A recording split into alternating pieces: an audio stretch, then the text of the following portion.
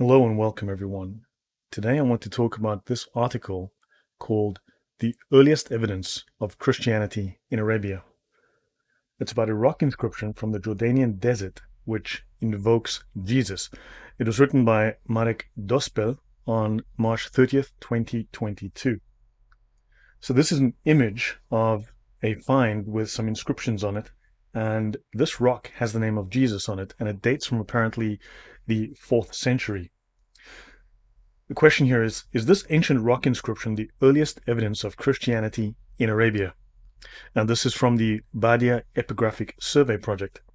And it says here, before the emergence of Islam in the early 7th century, Arabia was home to a different monotheistic faith. Centuries before Muhammad, some ancient Arabian tribes seem to have adopted Christianity.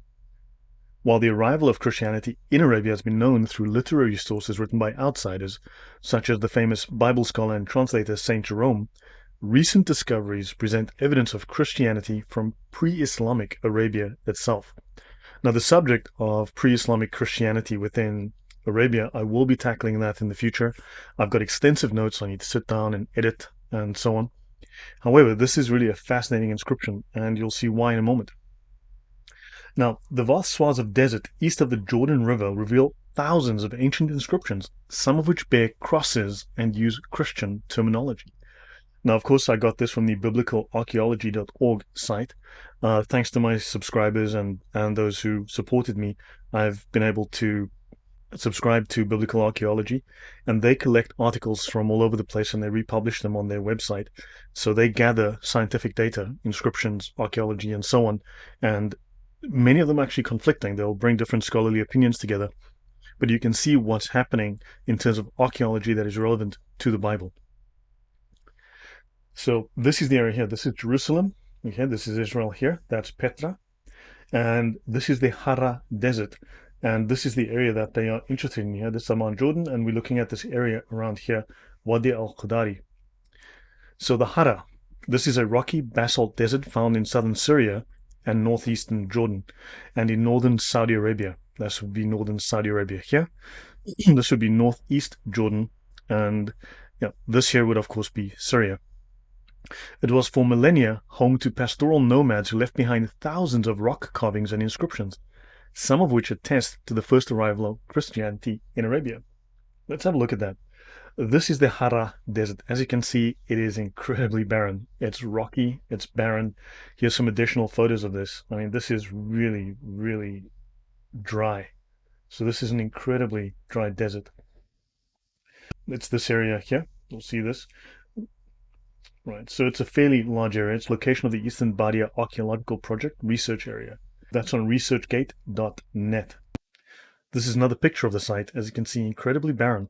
It's of course possible that maybe 2,000 years ago, the site had different weather. It might have been wetter. Maybe it's drier now for various reasons. Again, some close-ups of some of the rocks in the area. So this is dry basalt rock. Again, that's the desert area here. And this is an article. This is the extension of the existing article. And you'll notice here, this image, you'll see the kind of inscriptions that have been found in this area. Here's another one that has a cross on it. I'll discuss this article at a later time. At the moment, this is from Bible History Daily. It's the Biblical Archaeology Society. This is the article I'm referring to. Writing for the spring 2022 issue of Biblical Archaeology Review, Ahmad Al-Jalad presents fascinating results of his 2019 epigraphic mission in the Wadi al-Qudari in northeastern Jordan. So the survey discovered hundreds of ancient inscriptions recorded by these nomads who roamed this region nearly 2,000 years ago. The find spots and distribution of the inscriptions indicate the routes and temporary sites that Arabian tribes used when hunting wild animals and herding their livestock and camels.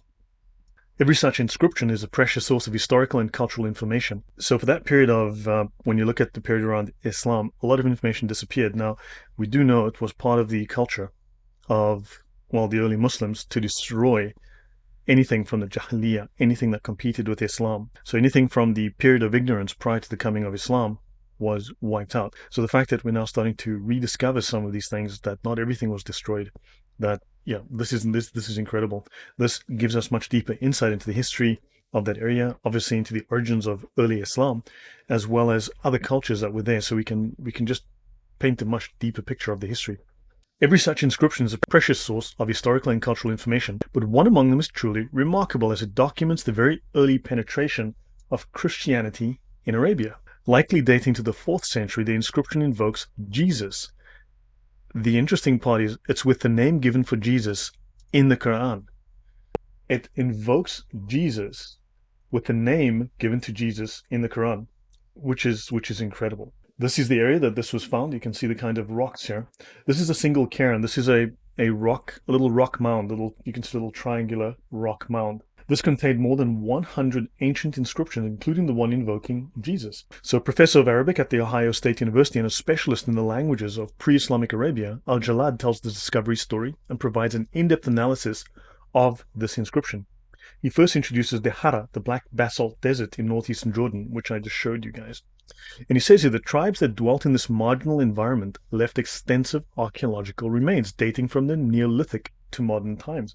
So the Neolithic goes way back. You're looking up to 5, 6, 7, 8,000 years ago. These include burial installations, animal enclosures, and campsites, but the most remarkable witness to the region's past is its epigraphic record, including inscriptions and rock art.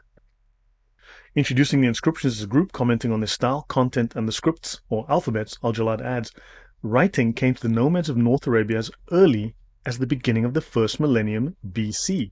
So in the first 1,000 years before before Christ was born, writing was already a product of these peoples. It was something that was already present in the area. So it's very unusual that we have less and less information, time of Islam. Clearly they wiped out a lot of information. But by the turn of the Common Era, the nomads of the Hara had mastered the written word. They carved tens of thousands of rock inscriptions in their local vernacular. So tens of thousands.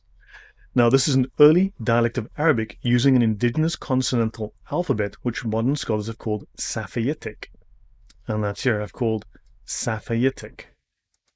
Let's have a look at the languages present in the Quran, for instance. So this is from Arthur Jeffries, Foreign Words in the Quran. If you go to my community page, you will find this and a full link to the entire spreadsheet as well. I will link the link in the description. There's Syriac, Aramaic, Hebrew, Greek, Ethiopic, huge number of Ethiopic words and Greek words.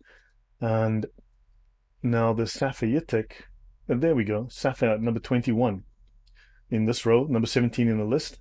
And there are 17 Safayitic words in the Quran. So yes, it's a language that is actually present in the Quran. So it's absorbed something. Arabic has absorbed something from this language. Possibly the earliest witness to Christianity in Arabia, the Jesus inscription from the Wadi al-Khadari, is a memorial inscription, meaning that it commemorates a deceased person. It consists of 3 parts: the inscriber's name, Wahb el, and genealogy, then adds a commemoration of his deceased uncle, and finally concludes with a unique religious invocation to Isay. I'm going to bolden that. So it's a unique religious invocation to Isay, which corresponds to the name given to Jesus in the Quran, of all things. O Isay, or Sai, help him against those who deny you. There can be little doubt that the writer, and possibly also his uncle, was Christian. This is really an unusual find, and this might be the earliest, and probably I've provided in the past 3 other references where scholars have tried, including Islamic scholars, have tried to say, look, this is the source of the name Isa for Jesus within the Quran.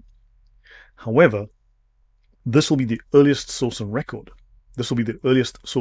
And it is thus fascinating. So there can be little doubt that the writer and possibly his uncle was Christian. Great, we've got that part. So it's that Christians were using the name Isa, these Safayitic nomads.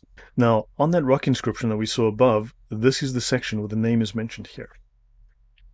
It says Jesus in the Quran is called Isa, which corresponds to the divine name Sa, circled. Right, so I'll make a note of that. So that's the divine name here, invoked in this memorial text, and the drawing is courtesy of the Badia Epigraphic Survey Project.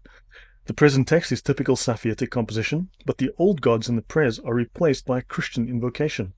So the style culturally seems reminiscent of their old culture, but this has now been replaced by Christian invocation invoking Jesus. Wahb el may therefore have been a convert who modified the Safavitic writing tradition to accommodate his new faith, invoking Jesus with the same formulaic structure used to invoke the old gods.